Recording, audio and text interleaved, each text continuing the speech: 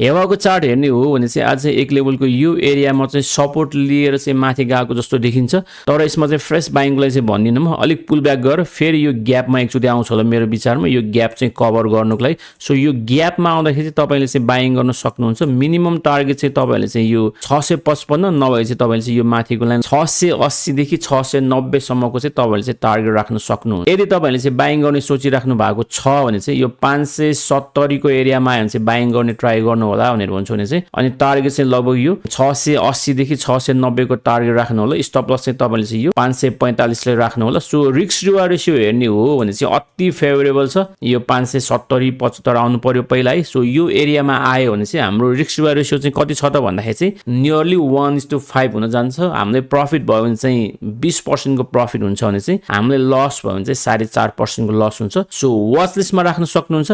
बाइङलाई चाहिँ हतार नगर्नु होला भनेर भन्छु।